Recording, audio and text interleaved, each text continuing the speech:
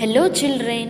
In the last class, we had learned the various stages of agriculture, problems of farm laborers, small scale farmers and large scale farmers, then rain-fed agricultural land and irrigated agricultural land.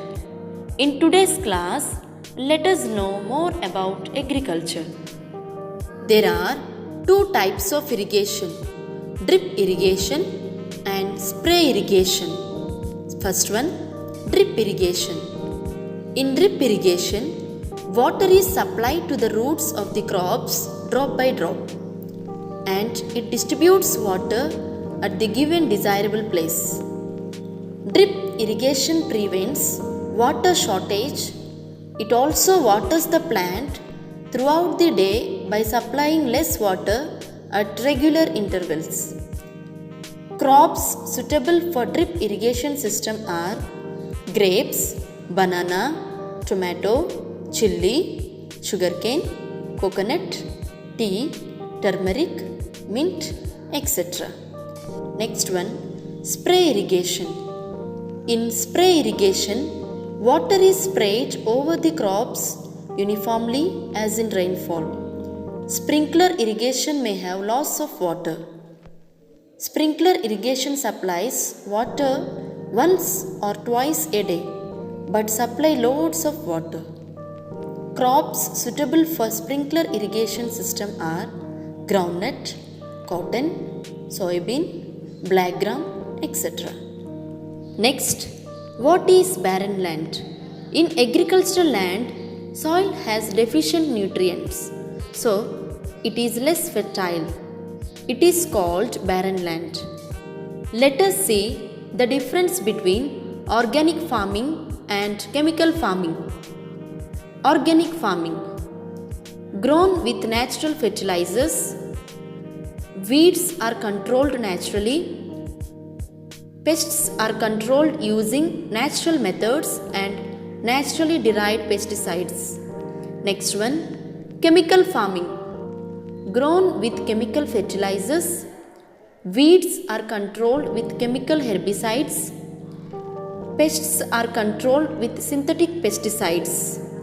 Next, types of farming, intensive farming, mixed farming and plantation farming. See the first one, intensive farming. Growing 2 to 3 crops on the same land in a year is called intensive farming. For example, jowar, paddy, ragi, sunflower, cotton, horse gram, Bengal gram, red gram. Next one, mixed farming. In addition to cultivation of crops, cattle rearing, poultry, sericulture and apiculture are also done. This is called mixed farming. Next, plantation farming.